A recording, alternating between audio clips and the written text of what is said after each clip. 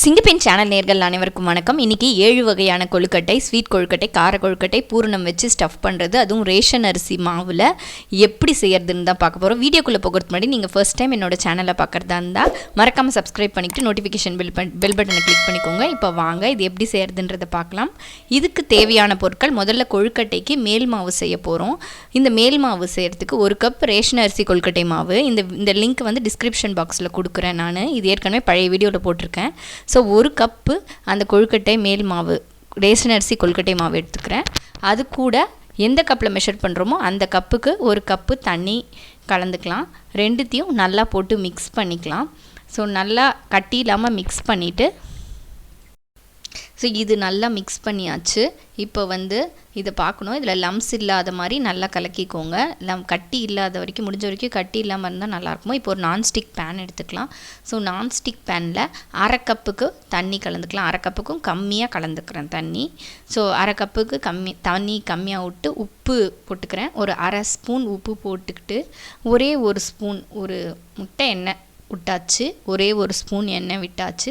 இப்போ இந்த வாட்டர் நல்லா பாயில் ஆகட்டும்.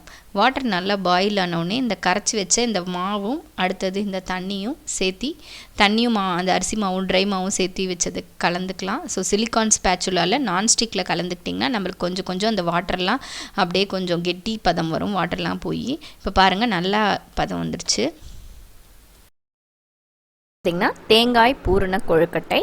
இதுக்கு செய்கிறதுக்கு தேவையான பொருட்கள்: கொழுக்கட்டை மேல் மாவு, நான் எப்படி செய்கிறதுன்னு போன வீடியோவில் சொல்லியிருந்தேன்.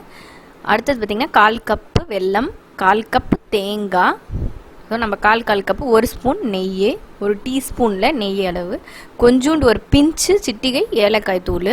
இப்போ பேன் எடுத்துக்கலாம். பேன் ஹீட் ஆகிட்ட பிறகு அதில் 1 டீஸ்பூன் நெய் விடலாம். ஸோ நெய் உருகிட்ட பிறகு தேங்காய் போட்டுக்கலாம். இதில் தேங்காய் போட்டு நல்லா வதக்கிக்கலாம். ஸோ நல்லா வதக்கிக்கலாம். ஸோ தேங்காய் நல்லா வதக்கிட்டு கொஞ்சம் நேரம் வதக்கி நல்லா வறுபடட்டும். இப்போ அந்த 1 பிஞ்சு ஏலக்காய் தூள், நிறையா சேர்த்தக்கூடாது. ஏலக்காய் தூள் 1 சிட்டிகை 1 பிஞ்சு சேர்த்தணும். போட்டுட்டு நல்லா அது ரோஸ்ட் பண்ணிக்கோங்க தேங்காவை. ஸோ எண்ணெய் எதுவுமே விடாமல் அப்படியே வெறும் நெய் மட்டும் விட்டு ரோஸ்ட் பண்ணியிருக்கோம் லைட்டாக. இப்போ பார்த்திங்கன்னா இதுலேயே அந்த 1/4 கப்பு தேங்காய்னா 1/4 கப்பு வெல்லம். ஸோ நான் அளவில் சொல்லிட்டேன், டிஸ்கிரிப்ஷன் பாக்ஸில் கேட்காதீங்க. எனக்கு எப்போ டைம் கிடைக்குதோ அப்போ டிஸ்கிரிப்ஷன் பாக்ஸில் போடுறேன்.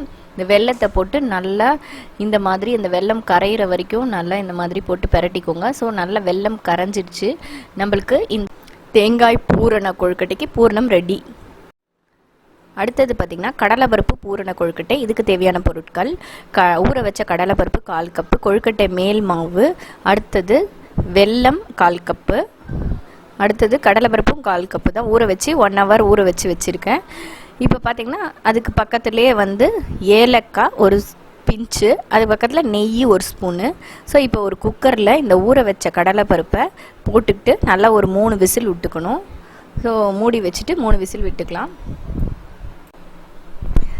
ஸோ கரெக்டாக 3 விசிலுக்கு விட்டுடலாம். அந்த இப்போ விட்டுட்டு எடுத்து பார்க்கலாம். ஸோ ரெடி ஆகிடுச்சு. இப்போ எடுக்கலாம். பார்த்திங்கன்னா கடலைப்பருப்பு நல்லா வெந்துடுச்சு. தண்ணி இருக்குது. இந்த தண்ணியெல்லாம் வடிச்சிட்டு இந்த கடலைப்பருப்பை மட்டும் இந்த மாதிரி ஒரு வடிகரண்டியில் எடுத்துக்கலாம். எடுத்துக்கிட்டு இதை மிக்ஸி ஜாரில் மாற்றிட்டு அரைச்சிட்டு வந்துடலாம். ஸோ இந்த கடலைப்பருப்பை மிக்ஸி ஜாரில் மாற்றிக்கோங்க. மாற்றிட்டு அரைச்சாச்சு. ஸோ இந்த மாதிரி பதம் கிடைக்கும். அரைச்சி எடுத்துகிட்டு வந்தாச்சு. அடுத்தது இந்த பேன் போட்டுக்கிட்டு இந்த பேனில் இந்த அரைச்சி எடுத்துகிட்டு வந்தோம் இல்லைங்களா, இந்த கடலைப்பருப்பு, இது எல்லாத்தையும் ஃபுல்லாக கொட்டிக்கலாம். ஸோ கொட்டிட்டு அதுக்கப்புறமா வெல்லம் போட்டுக்கலாம்.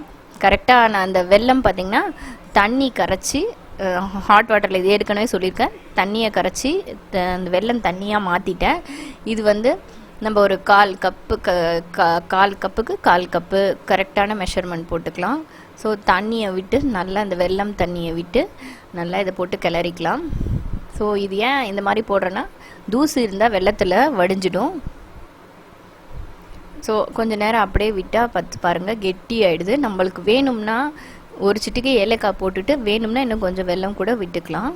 ஸோ அந்த கலர் கொஞ்சம் நல்லா வேணும், இன்னும் கொஞ்சம் ஸ்வீட் டேஸ்ட் வேணுன்றவங்க கொஞ்சோண்டு வெல்லம் தண்ணி எக்ஸ்ட்ரா விட்டுக்கலாம்.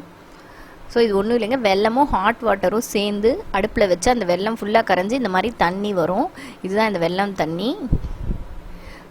ஓகே, அடுத்தது கடலைப்பருப்பு பூரணம் ரெடி ஆகிடுச்சு. இதுக்கு கொஞ்சோண்டு ஒரு டீஸ்பூன் அளவுக்கு நெய் விட்டுக்கலாம். நெய் விட்டுக்கிட்டு அந்த கொஞ்சம் அப்படியே அது ஒட்டாமல் வரும் அந்த பதத்துக்கு நான்ஸ்டிக்கில். ஸோ நீங்கள் நம்ம நார்மலாக பண்ணணும்னா பாத்திரத்தில் பண்ணோம்னா அந்த நெய் விட்டால் தான் அந்த பாத்திரத்தில் ஒட்டாமல் வரும். அவ்வளோதான், கடலைப்பருப்பு பூரணம் ரெடி ஆகிடுச்சு. அடுத்தது பச்சைப்பயிறு பூரண கொழுக்கட்டைக்கு பார்க்கலாம். இதுக்கு பச்சைப்பயிறு 1/4 கப்பு ஊற வச்சுருக்கேன். ஏலக்காய் ஒரு சிட்டிகை ஏலக்காய் தூள். அடுத்தது வெல்லம் 1/4 கப்பு. கொழுக்கட்டை மேல் மாவு பிசைஞ்சு வச்சுருக்கிறோம், ஏற்கனவே ரெடி பண்ணி வச்சுருக்கோம். அடுத்தது நெய் 1 டீஸ்பூன். இதே மாதிரி தான் இதுவும். இது நல்லா அந்த பாசிப்பருப்பை குக்கரில் போட்டு மூடி 3 விசில் விட்டுக்கலாம். 3 விசில் வந்துட்ட பிறகு ஓப்பன் பண்ணி பார்க்கலாம். ஸோ ஓப்பன் பண்ணியாச்சு. ஓப்பன் பண்ணி பார்த்தா இந்த பச்சை பயிறு நல்லா வெந்து நம்மளுக்கு நல்லா மாவு மாதிரி ஆயிடுச்சு. தண்ணி ஃபுல்லாக நான் கொஞ்சம் தான் விட்ட தண்ணியை ஃபுல்லாக இதை அப்சர்வ் பண்ணிக்கிச்சு. இதில் பாதி எடுத்துக்கலாம், பாதி நம்ம ஸ்வீட் கொழுக்கட்டைக்கு வச்சுக்கலாம், பாதி காரம் கொழுக்கட்டைக்கு. ஸ்வீட் கொழுக்கட்டை பாதி எடுத்து அரைச்சிக்கிட்டோம்.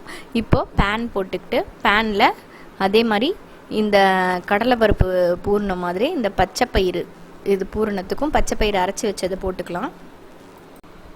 இதோட 1 டீஸ்பூன் நெய் போட்டுக்கலாம். நெய் போட்டுட்டு இதே மாதிரி இந்த வெல்லமும் தண்ணியும் கரைச்ச கலவை இந்த வெல்லம் தண்ணியை போட்டுக்கலாம். இது கரெக்டாக 1/4 கப்புக்கு பாதி எடுத்திருக்கேன். அதுக்கு தகுந்த அளவுக்கு அதே மெஷர்மெண்ட்டில் தண்ணியோடு இது சேர்த்துக்கலாம். இதை கொஞ்ச நேரம் போட்டு கலரிக்கிட்டே இருந்தீங்கன்னா நம்மளுக்கு கெட்டியாகும். அந்த வெல்லமும் அந்த இதுவும் பச்சைப்பயிரும் ஒன்றா சேரும். ஒரே ஒரு சிட்டிகை ஏலக்காய் தூள் போட்டாச்சு. ஸோ கொஞ்சம் நேரம் அப்படியே விட்டிங்கன்னா கெட்டியாகி நம்மளுக்கு பச்சைப்பயிறு ஸ்வீட் பூரணம் ரெடி ஆகிடும்.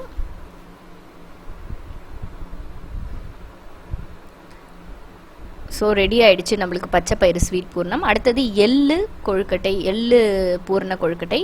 இதுக்கு 1/4 கப் எள்ளு, 1/4 கப்பு வெல்லம். இந்த எள்ளை பேனில் போட்டுக்கிட்டு நல்லா ட்ரை ரோஸ்ட் வறுத்துக்கணும். எண்ணெய் இல்லாமல் அப்படி எதுவுமே இல்லாமல் வறுத்துக்கணும். எள்ளும் கொல்லும் வெடிக்கும்னு சொல்லுவாங்க. ஸோ எள்ளு பார்த்திங்கன்னா வெடிக்கிற பதம் தான் இந்த எள்ளு. ஸோ இந்த எள்ளு நல்லா வறுத்து வெடிக்கிற பதம் வந்துட்டோடனே இதை ஆஃப் பண்ணி ஆற வச்சுக்கணும். ஆற வச்சுக்கிட்டு நம்ம எவ்வளோ எள்ளு எடுக்கிறோமோ அதே அளவுக்கு வெல்லமும் போட்டு நல்லா மெஷர் பண்ணி இந்த எள்ளு பூரணம் செய்ய போகிறோம். ஸோ விநாயகருக்கு பிடிச்சதே இந்த எள்ளு பூரணம் தான் கொழுக்கட்டையில். இது ரொம்ப ஃபேமஸான ஒன்று. ஸோ எள்ளு நம்ம வறுபட்டுடுச்சு, நல்லா ஆற வச்சு எடுத்து மிக்சியில் போட்டுக்கலாம். போட்டுக்கிட்டு நல்லா இந்த மாதிரி குறைன்னு இருக்கும்போது பொடி பண்ணிக்கணும். நிறைய பொடி பண்ணால் எண்ணெய் தனியாக பிரிஞ்சிடும். இதில் இந்த பொடி பண்ண வெல்லத்தையும் போட்டு ஒரு ஓட்டி எடுத்தாச்சு. ஸோ நம்மளுக்கு எள்ளு பூரணம் சூப்பராக ரெடி ஆகிடுச்சு. எள்ளு பூரணம் ஒரு பூரணம் ரெடி ஆகிடுச்சு. அடுத்தது இந்த வேர்க்கடலை பூரணம் பார்க்கலாம். வேர்க்கடலை பூரணத்துக்கு ஏலக்காய் தூள், வெல்லம் இது 3 வச்சு வேர்க்கடலை பூரணம் செஞ்சுக்கலாம். ஸோ ஒரே 1 டேபிள் ஸ்பூன் அளவுக்கு வேர்க்கடலை எடுத்து நல்லா வறுத்துக்கணும். ஸோ கொஞ்சம் இப்போ நம்ம நிறைய ஐட்டம் செய்கிறதுனால கொஞ்சமாக பூரணம் செஞ்சு வச்சுக்கிட்டா தான் பூரணம் வேஸ்ட் ஆகாமல் இருக்கும். இப்போ பார்த்திங்கன்னா நல்லா வேர்க்கடலை வறுத்தாச்சு. வேர்க்கடலை கொஞ்சம் நல்லா வறுத்துட்டு அந்த தோல் லைட்டாக கலர் மாற ஆரம்பிக்கும். அந்த டைமில் ஆஃப் பண்ணிடலாம். ஆஃப் பண்ணிவிட்டு இதை ஆற வச்சு அந்த மேல் தோலை உரிச்சிட்டு நம்ம மிக்சியில் போட்டுடலாம். ஸோ இதிலே பார்த்திங்கன்னா வறுக்கும் போதே பார்த்திங்கன்னா ட்ரை ரோஸ்ட் பண்ணும்போது அந்த தோல் தனியாக பிரிஞ்சு வரும், அதுதான் பதம். ஸோ இப்போ பார்த்திங்கன்னா நம்ம அந்த இது எடுத்தாச்சு. ஸோ வேர்க்கடலையில் தோல் எடுத்துகிட்டு வேர்க்கடலை மட்டும் வச்சுருக்கோம். வேர்க்கடலையை இப்போ 1-2 தோல் இருக்கும், அதையும் நம்ம இந்த டைமில் எடுத்துடலாம். ஸோ அவ்வளோதான், நம்மளுக்கு வேர்க்கடலைக்கு தோல் தனியாக வேர்க்கடலை தனியாக எடுத்து வச்சாச்சு. அதுக்கப்புறமா இதை ஒரு ஓட்டி எள்ளு மாதிரியே லைட்டாக ஒரு ஓட்டி அடுத்து வெல்லம் போட்டு லைட்டாக 1 ஸ்பூன் வெல்லம் போட்டு எந்த மெஷர்மெண்ட் எடுக்கிறோமோ அது ஈக்குவல் வெல்லம் போட்டு இதையும் ஒரு ஓட்டிடலாம். ஸோ நம்மளுக்கு வேர்க்கடலை பூரணம் ரெடி ஆகிடுச்சு. ஸோ ஸ்வீட்டு எல்லாமே ரெடி ஆகிடுச்சு. அடுத்தது பார்த்திங்கன்னா காரம் ட்ரை பண்ணலாம். ஸோ இப்போ ஸ்வீட்டில் இத்தனை வகை நம்ம ரெடி பண்ணியாச்சு. மொத்தமாக 5 வகை பூரணம் ரெடி பண்ணியாச்சு. இப்போ காரத்துக்கு ஃபஸ்ட்டு உளுத்தம் பூரணம் ரெடி பண்ணலாம். இதுக்கு 1/4 கப் வெள்ளை உளுந்து எடுத்து 1 மணி நேரம் ஊற வச்சுக்கலாம். வெள்ளை உளுத்தம் பருப்பை முதல்ல ஊற வச்சுக்கிட்டோம்னா நம்மளுக்கு மற்ற வேலையெல்லாம் ஈஸியாக போயிடும். 1/4 கப் வெள்ளை உளுத்தம் பருப்பு எடுத்துக்கிறோம். அடுத்தது கடுகு, பெருங்காயம், பச்சை மிளகாய் 2-3, தேங்காய். அடுத்தது இந்த பக்கம் பார்த்திங்கன்னா கொத்தமல்லி. ஸோ தேங்காய் ஒரு 1/4 கப்புக்கும் கம்மியாக எடுத்திருக்கோம். எண்ணெய் அதாவது இதை தாளித்து லைட்டாக ஒரு பெரட்டுறதுக்கு தான் எண்ணெய். அடுத்தது பார்த்திங்கன்னா இந்த உளுத்தம்பருப்பை தண்ணி இல்லாமல் இப்படி வடித்து மிக்சியில் அரைச்சிக்க போகிறோம். ஸோ இந்த 1/4 கப் உளுத்தம்பருப்பையும் எடுத்து தண்ணி இல்லாமல் சுத்தமாக வடித்து எடுத்துகிட்டு இதுக்கு வந்து ஒரு 1/4 டீஸ்பூன் உப்பு போட்டுக்கலாம். ஒரே ஒரு பச்சை மிளகா போட்டிருக்கோம் அரைக்கிறதுக்கு. அடுத்தது பெருங்காயம் கொஞ்சம் தேவையான அளவுக்கு போட்டுக்கலாம். இப்போ ஒன்றும் பாதியமாக ஃபுல்லாக அரைக்காமல் கொஞ்சம் குறை பதத்துக்கு அரைச்சிக்கலாம். ஸோ இந்த பதம் தான் இந்த பிடிக்கிறதுக்கு நல்லாயிருக்கும். பாருங்கள், நான் பிடிச்சி காமிக்கிறேன் பாருங்கள். இந்த பதத்துக்கு நம்ம அரைச்சி எடுத்து வச்சுக்கலாம். ஸோ இப்போ ஒரு இட்லி தட்டில் வந்து இந்த பூரணத்தை ஆவியில் வேக வச்சு எடுத்துக்கணும். இல்லை ஸ்டீமில் நம்ம தனியாக ஸ்டீம் பண்ணி கூட எடுத்துக்கலாம். ஸோ இது இந்த மாதிரி உருண்டைகளாக பிடிச்சி நம்ம ஆவியில் வேக வச்சு எடுத்துட்டு அதுக்கப்புறமா இந்த கொழுக்கட்டை இது கொழுக்கட்டைக்கு இது உள்ள ஒரு பூரணமாக வைக்கலாம். இல்லை இதுவே கொழுக்கட்டை ஷேப்புக்கு ஒரு கார கொழுக்கட்டையாகவும் நம்ம சாப்பிட்லாம். ஸோ அவ்வளோதான். இப்போ வந்து இட்லி பாத்திரத்தில் வச்சாச்சு. ஒரு 10லேருந்து 15 நிமிஷம் இதை ஆவியில் வேக வச்சு எடுத்து ஸோ இப்போது இதை ஓப்பன் பண்ணி பார்த்துக்கலாம். நல்லா வெந்துடுச்சு 15 நிமிஷம் கழிச்சு. ஸோ இது பூரணத்துக்கு ரெடி ஆகிடுச்சு. இப்படியே கூட வைப்பாங்க, ஆனால் நான் கொஞ்சம் வேறு மாதிரி பண்ணி காமிக்கிறேன் இது உங்களுக்கு. ஸோ இது வந்து ஒரு பேன், நான்ஸ்டிக் பேன் எடுத்துகிட்டு இதில் தாளிச்சிக்கலாம். ஸோ எண்ணெய் ஒரு 1.5 ஸ்பூன் எண்ணெய் விட்டுக்கிறேன். டீஸ்பூனில் ஒரு ஸ்பூன் கிட்ட எண்ணெய் விட்டுட்டு எண்ணெய் காஞ்சிட்ட பிறகு கடுகு போட்டுக்கலாம். கடுகு வெடிச்சிட்ட பிறகு அடுத்ததெல்லாம் ஒன்றா சேர்த்தலாம். ஸோ இதில் வந்து நம்ம ஒரே ஒரு பச்சை மிளகா தான் நான் எடுத்திருக்கேன். அவங்கவுங்க காரத்துக்கு தகுந்த மாதிரி நம்ம பச்சை மிளகா எடுத்துக்கலாம். ஸோ இதில் பார்த்திங்கன்னா ஒரே ஒரு ஸ்பூன் தேங்காய் போட்டிருக்கேன் முதல்ல. அடுத்தது இந்த உளுந்து பூரணம் வேக வச்ச அந்த உளுத்தம்பருப்பில் இருக்க உளுந்து பூரணத்தை இந்த மாதிரி நல்லா கையில் உடச்சி விட்டு நல்லா போட்டு பெரட்டிக்கலாம். ஸோ பெரட்டிக்கிட்டால் நம்மளுக்கு இந்த உளுத்தம்பருப்பு பூரணம் கொழுக்கட்டைக்கு தேவையான ஸ்டஃபிங்ஸ் ரெடி ஆகிடும்.